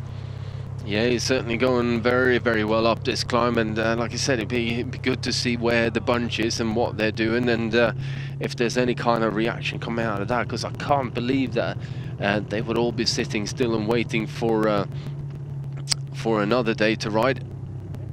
But I don't think that Willia Tristina's going to do any kind of work on the front. It should be down to Bardiani CSF and any other rider then that has they feel that they're capable of climbing, but so far no one climbing any faster than Mark de Maar. Well, he's had a string of top results over the years, 33 years of age now. A couple of years with Rompot, moved over to Asian Racing, ex-United Healthcare, ex-Rabobank Pro Team back in the World Tour days. Quick Step as well. Yes, indeed, and he's been around the teams. He's vast experience of road racing all over the world, and Mark de Maar is providing exactly what the Hengchang cycling team wanted when they signed this 33-year-old Dutchman, who's making it 3 riders at the front at just about the perfect moment, as Prades shows the pain in his face and now realizes that they've been visited by a 3rd rider, so that has changed and complicated things, but the extra impetus and energy that Mark de Maar is going to be able to provide here is going to be of value to them. Well, if I was Mark de Maar right now, I wouldn't actually stop here and sit with these guys. I would just continue the pace that I have, the rhythm that I have on the climb, and if those guys can stay with him and are happy to work with him, great. But if they can't, then just push on and keep on moving forward. I say Mark de Maar as well, ex-winner of a stage in the Tour of Britain into Stoke, I believe, in 2012. Yeah. Yes. That was my last Tour of Britain. Really? Yeah. Well, Mark de Maar still plying his trade with some facility, and Mosca has realised the danger there. He takes the mountains points for what that's worth. That's not his what he's up for. He wants to try and just establish a small little gap, and you could be good call, I think, Magnus, for Mark de Maar. He's just finding himself now having to close the gap because Mosca has stretched this one. He's gone for glory. The 24-year-old in his first year at Pro Continental level has struck out for glory, and it's just the right time. So he's got a few meters of an advantage. Prades is going to try and close this one down. Mark de Maar still recovering. Well, I think it's going to be difficult for Mosca to descend away from, certainly from Mark de Maar, who, as far as I remember, was quite an accomplished descender. And this is Enrico Barbin, I think, to have been out the back of the bunch. Yeah, the bunch such as it is. There's the big group of riders that are hounding down and harrying and trying to get back on terms with the 3 riders up front that are racing for glory. Mosca with that narrow advantage, just a few bike lengths over Benjamin Prades and Mark de Maar, the man who chased out of the bunch and chased up and into contention. As Dominguez here on the back for the K Look cycling team. watching with interest. Still a relatively large group involved here. And is there enough cooperation, and will they be able to close up the gap, because it's a relatively technical descent. Barbin's making a big effort to get back in here. Yeah, just going straight, finding a good line on the way down there, but the gap isn't massive between these three riders and that group chasing either, so they need to really carry on working, and Mark de Mar realizes this and goes straight to the front and starts riding. Yeah, Paredes just hesitating for a moment. Mosca's perhaps getting a little bit anxious, realizing the advantage that they have, and Mark de Mar takes it all the way out to the edge of the road, all the way brushing the arm coat to take every advantage possible. Barbin too has descended well to get back into the wheels. Thierry Hupon is just ahead in the sky blue colours of Delco Marseille Provence. A little bit of a technical issue there for Dominguez from KE Look Cycling Team, but he'll respond to that and get back into the wheel. Yeah, just dropped his chain briefly there.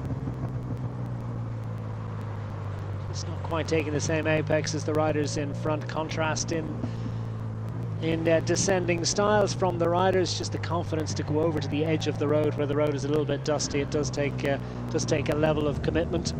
Well, you can see the difference in lean angle on the bike as well between Barbin and the rider on the back there. Just the confidence in the grip level on the road is completely different. A couple of bites at the apex there for Mark de Mar. Of course, riders not don't have any notes on this, so they're picking their way around the descent for the first time. What you tend to do is just look at the terrain around you, look at any sort of guardrails, arm coves, walls, you know, even to a certain extent the gaps in the trees as to where the road is going, how sharp the corners are, and you know, try and read the lines on the road as well as to how what the corners look like.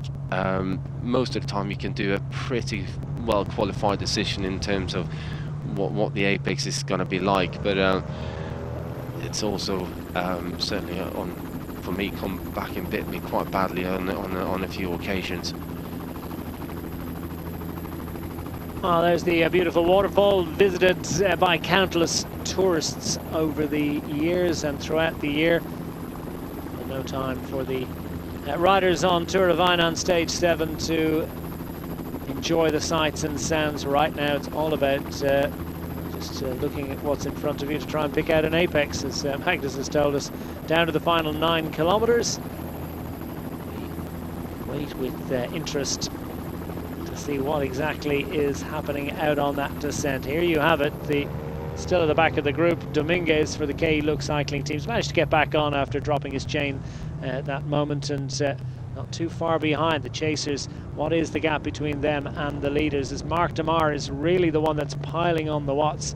The riders coming back in on the descent for Delco Marseille Provence. They've put another rider into the chase, and look at the way he just cruises around the outside of Dominguez there. Massive difference in confidence levels, and it looks as if Mosca too isn't quite as at ease with this descent as Mark de Mar is, and de Mar pressing on, opening up a few bike lengths advantage, so Mosca's going to have to just redouble his efforts to close this one up in the straights in between the corners. Mark de Mar is starting to... Yeah, de Mar is definitely thrown all caution to the wind here, but still looking very much in control of his riding though, and like you said, Mosca finding it a little bit more difficult coming through the turns and having to kick hard out of the corners, and that's just wasting energy as well, which he definitely will need later on should they stay away and come in towards the sprint. Oh, we got a puncture. Oh, not a great time, is it, for Ilya Koshevoy? What great work he's done already this week, and he could well have been a man for the stage honours for the Willier Trestina squad. They've still got a man up front who can do that as well, but Mosca's not enjoying it, and Paredes, I think, is going to have to go ahead to try and pick his way down the mountain, because Mark de Mar could well just race clear of them. That's the danger. Yeah, that is a danger, but it's really quite difficult as well though, for Pradas to get around Moscow at this point, because we're switching from left to right all the time. There isn't really an awful lot of straight road in between these turns, and what a lovely descent it is, to be honest. But Marc Demar certainly very confident, very happy to keep on pushing. I got a couple of kilometres of flat road at the bottom of the hill, and that will offer the opportunity for these two riders to get back on. Perhaps two as well. That group behind could well get back into contention. 7 kilometres remaining. Yeah, they do need to stay reasonably close to Marc Demar though, because if the gap is at that fraction too big, they need to then sort of work out a collaboration between the Pradas and Moscow here to who's going to take that turn, who's gonna put in the effort, because Pradas just had a bit of a moment there, locked up his rear wheel, and yeah, there's a possibility that Marc Demar will just ride away unless the two of the guys chasing can actually get their heads around who and sort of sharing the workload. They got to get back on, and then they've got to get back in with these guys behind. Well, they're not too far away, are they? And that it would be fascinating to know exactly what the gap is. You can say with some certainty that it's not more than a few hairpins, that both groups are on this descent. Yeah, Moscow's found his way back onto the wheel of Marc Demar here now, so looks like we're coming into the last 4 kilometers or so with 3 riders. Yeah, the gradient eases ever so slightly, so they're having to pedal and make that effort and put the watts into the pedals in between the corners. Corners not really of any significant technical difficulty. 4 kilometers remaining. Marc Demar rolls to the front. So yellow jersey, should these guys stay away, it's going to come down to whoever wins the stage. Yeah, 10, 6 and 4 bonus seconds on offer as well.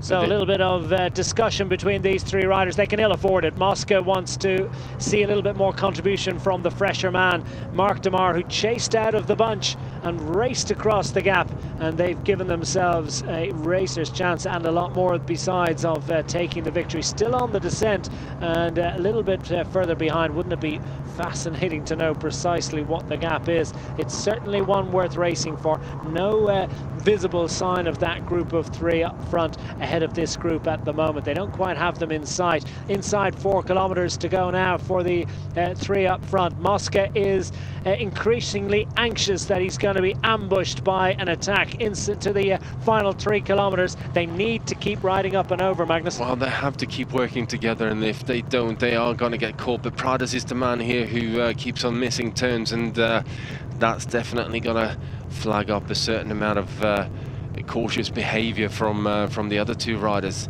They haven't got the time gap to play with here. They need to keep pushing.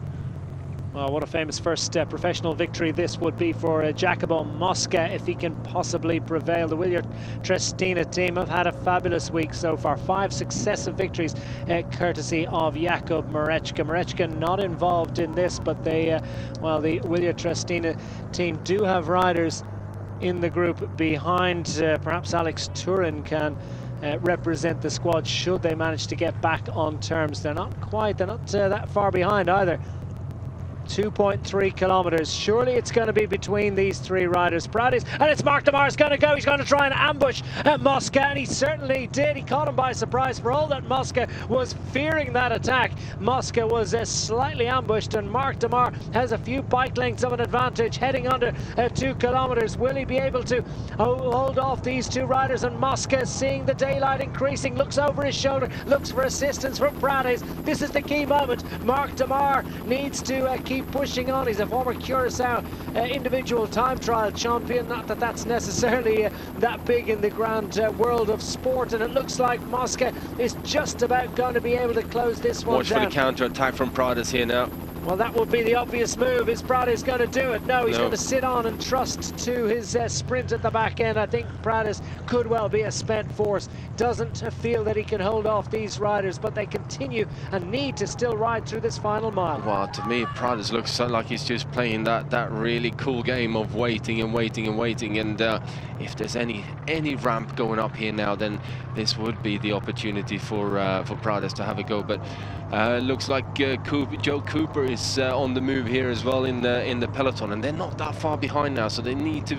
The three riders out front need to be careful. Oh, they're going to give it up to them. Mark Demar looks to go again. They're inside, what, 1,400 meters remaining. They have no more than 300-400 meters advantage over the chasing group behind, and it is a charging group behind. They're surely going to get on terms. They could blow this one. Mosca, is he going to attack the left-hand side of the road? It's the next attack. Mark Demar is frustrated about it. He's going to roll across, and I think he realizes that they're going to be caught. They are weaving around the road and giving it all up under the kite, and somebody needs to ride. Mark Demar, though, he's been here before. He's going to play it cool, calm and collected, and the group is going to catch them. It's guaranteed, I think, at this moment, the way that they're playing it. The group of three up front are going to give up their advantage if they're not very, very careful. Joe Cooper has got a narrow advantage over the chasing group. Is he going to get across in time? Mosca leads them as they weave around the road, and this is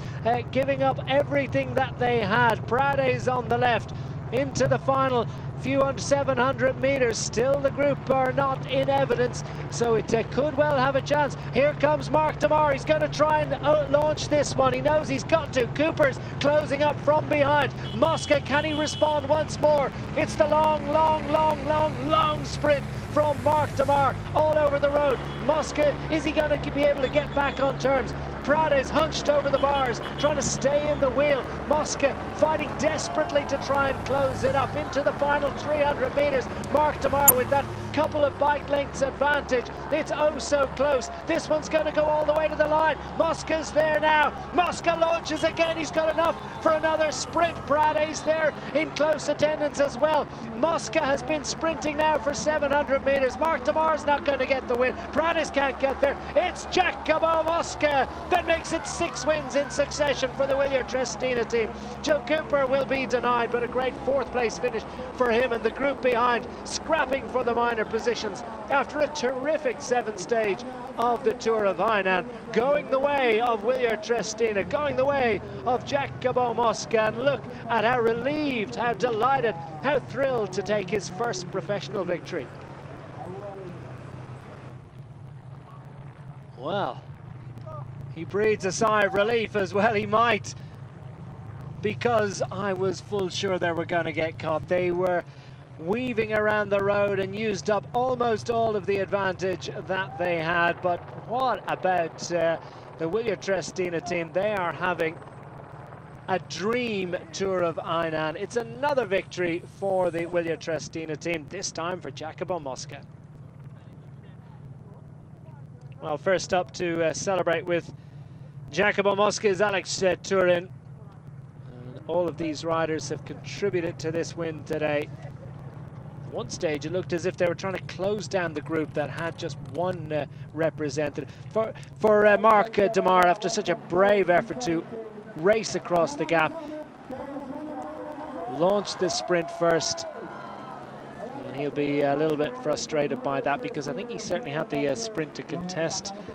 He fired first. Yeah, fired way too early and didn't quite get the jump on Mosca that he was expected to. He launched the sprint, and then Mosca was moving across the road as well, so took Mark Demar way too wide for him. He almost had to back off a bit to get around Mosca, and that just basically made it to the point where Mosca had the ability to stay somewhat in the draft of Mark Demar, and managed to get himself back in again. But what an interesting finish to that one. I certainly thought that they were gonna be get caught there in the final. A group coming in behind, including Vitaly Butts in the break all day, and well, these riders will So according to my calculation, Mosca should be in the yellow jersey now. Yes, yeah, Gianni Mosca was started the day 57 seconds back. He's gained, of course, 10 bonus seconds. That's 4 more bonus seconds than Benjamin Prades. So that should mean that he's 3 seconds ahead of Prades. The question is, were any of the riders in that group behind of any significance overall? I don't think, well, certainly we know that Marechko wasn't there. Martin Lass wasn't there. He was sitting second overall going into today's stage. Story wasn't there, so I think we can say with some confidence that not only has he taken his first stage victory, his first victory as a professional, but he's raced into the overall lead of the Tour of Hainan, approaching the final 2 stages. So for Jacopo Mosca, it's a dream visit to China, dream visit for the Willia Trestina squad.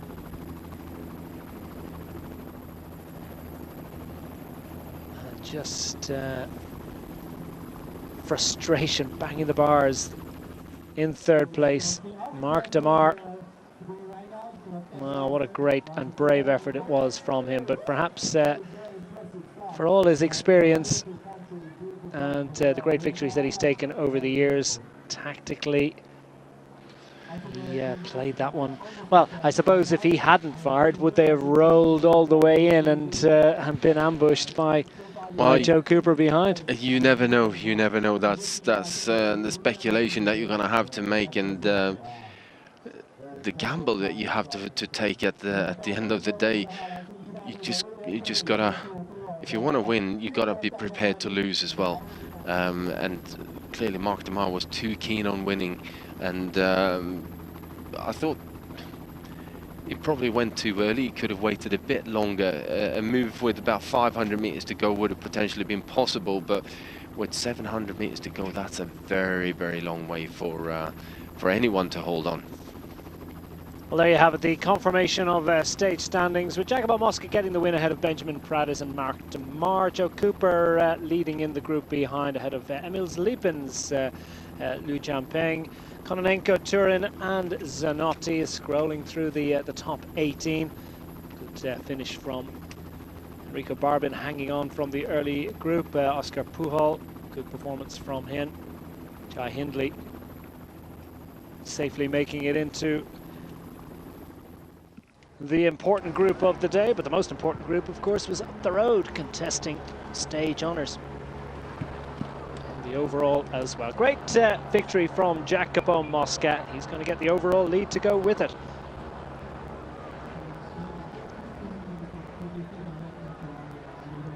Groups coming in, and we wait for full confirmation of the standings, but we do feel confident that Jacopo Mosca has vaulted into the overall race lead ahead of the penultimate stage of the Tour of Hainan. Big crowd out as ever. It's a popular stage finish destination for this event. Many times over the years they've come down into Wusishan City at one stage. It was the capital of Hainan.